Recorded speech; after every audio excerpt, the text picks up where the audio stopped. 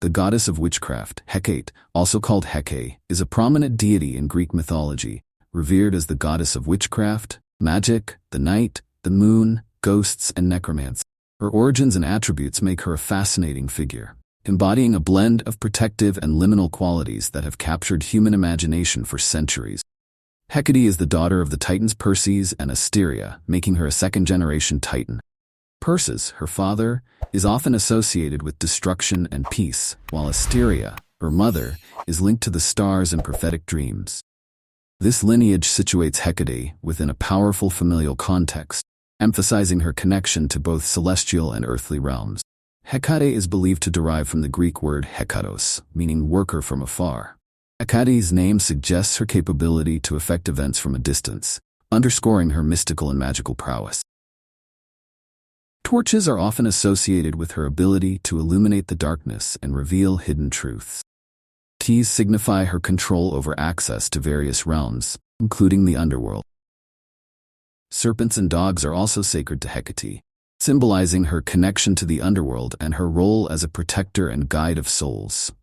Hecate's powers encompass the heavens, earth, and sea, making her a goddess of wide-reaching influence.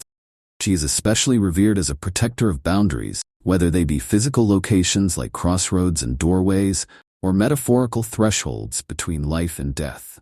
Her liminal nature allows her to operate in spaces that other deities might not, giving her a unique role in Greek mythology. As a goddess of witchcraft, Hecate presides over magic and spells, often invoked in rituals that seek to harness supernatural powers. She is also closely linked to necromancy, the practice of communicating with the dead, and is seen as a guide for souls traveling to the underworld. Hecate's worship was widespread in ancient Greece, with shrines and altars dedicated to her at crossroads and in household entrances. Her role as a protector and guardian made her a beloved deity in private and public worship. The dipnon, an evening meal dedicated to Hecate, was a common ritual in Athenian households, intended to appease restless spirits and seek the goddess's protection and blessings. In art and literature, Hecate is depicted in various forms, often as a triple-bodied figure, symbolizing her tripartite nature as maiden, mother, and crone. This representation underscores her dominion over the past, present, and future, and her influence over the three phases of the moon: full, half, and new. Persephone, the daughter of Demeter, goddess of the harvest, and Zeus, was abducted by Hades, the god of the underworld, while she was picking flowers in a meadow. This sudden and violent act threw Demeter into deep grief and despair, causing her to wander the earth in search of her lost daughter. As Demeter's sorrow grew, the earth began to wither, leading to a barren period with no growth. Hecate, known for her liminal nature and association with the night and the moon, heard Persephone's cries during her abduction.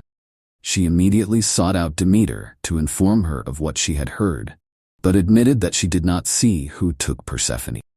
This crucial piece of information spurred Demeter to continue her search with renewed determination. Together, Hecate and Demeter wandered the earth in search of Persephone.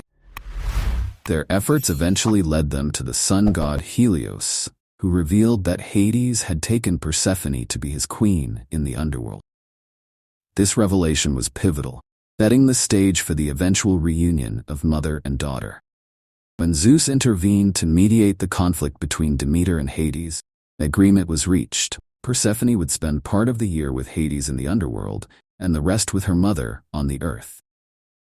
This arrangement explains the seasonal cycle of growth and decay, symbolizing Persephone's annual descent and return.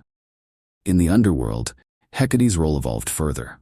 She became a companion and guide to Persephone, offering her support and ensuring her safety in the dark and mysterious realm of Hades.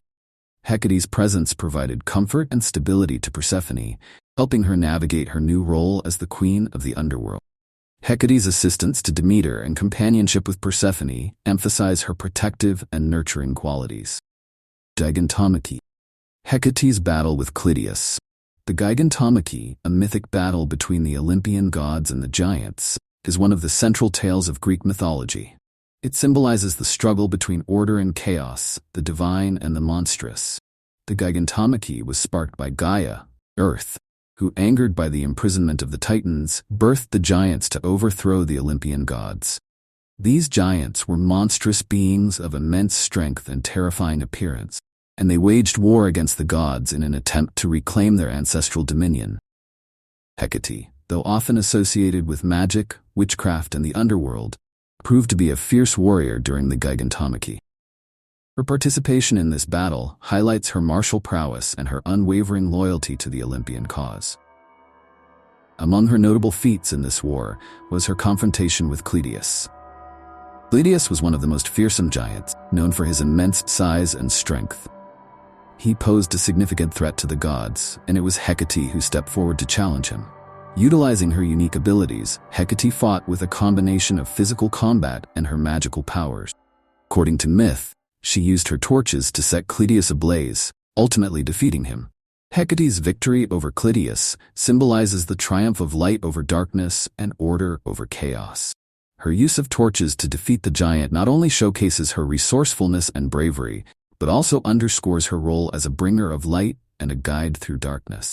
This battle highlights her dual nature as both a nurturing and protective deity and a fierce and powerful warrior. Transformation. Myths. Hecuba and Galinthias. Hecuba, the queen of Troy, experienced profound suffering during and after the Trojan War. Following the fall of Troy, Hecuba's children were either killed or taken captive, and her husband, King Priam, was murdered. Her own fate was to become a slave to the Greeks. The most harrowing moment for Hecuba came with the death of her youngest son, Polydorus, who was killed by King Polymestor of Thrace. In her grief and rage, Hecuba sought revenge and managed to blind Polymestor and kill his son. This act of vengeance, however, led to her transformation. Overcome by her grief and the enormity of her suffering, Hecuba was transformed into a dog by the gods, according to some versions of the myth, and particularly through the intervention of Hecate. This transformation can be seen as a compassionate act, giving Hecuba a form that allowed her to escape the overwhelming pain of her human existence. The metamorphosis of Hecuba into a dog symbolizes the extreme anguish and the dehumanizing effects of war and loss. Hecate's role in this transformation highlights her ability to alter forms as a means of coping with unbearable suffering, reflecting her deep understanding of human emotions and her compassionate nature. The story of Galinthias. Galinthias was a servant of Alcmene, the mother of Hercules. When Alcmene was in labor, Hera, who was jealous of Alcmene, tried to prevent the birth by sending Eileithyia, the goddess of childbirth, to delay it. Eileithyia sat with her arms crossed and fingers intertwined, a gesture that magically prolonged the labor. Galinthias, seeing her mistress's suffering, devised a plan to trick Eileithyia. She rushed out and falsely announced that Alcmene had already given birth. The surprise and confusion caused Eileithyia to release her grip, allowing Heracles to be born. Enraged by Galinthias's deceit, Eileithyia transformed her into a polecat, a creature often associated with cunning and trickery. Hecate, taking pity on Galinthias for her loyalty and bravery, adopted the transformed polecat as her sacred animal. This act of compassion by Hecate reflects her willingness to recognize and honor acts of loyalty and bravery, even when they result in unfortunate consequences. By making the polecat sacred, Hecate bestowed a sense of dignity and reverence on Galinthias's new form, highlighting her transformative abilities and her empathy towards those who suffer unjustly. Hecate, revered as the goddess of witchcraft, magic, and the night, held a significant place in ancient Greek religion and culture. Her worship involved various rituals and practices, reflecting her multifaceted nature and her roles as a guardian and protector. Hecate's worship was widespread, and she was venerated in several distinct ways. Hecate was commonly worshipped at household shrines. These shrines, often placed at doorways or entrances, were intended to protect the home and its inhabitant. Families would offer food, particularly at the end of the month, honor Hecate and seek her blessings and protection against evil spirits and bad luck. Hecate was especially associated with crossroads, considered liminal spaces, where different paths and destinies intersect. Shrines at crossroads, known as Hecate's suppers, involved leaving offerings such as eggs, fish, garlic, and cakes to appease her and ensure safe travels and protection from malevolent forces. These rituals underscored her role as a guardian of boundaries and a protector in transitional spaces. One of the most important rituals dedicated to Hecate was the Deepnon, a monthly observance held on the night of the new moon. Hecate is often depicted as a triple goddess, represented with 3 bodies or 3 heads.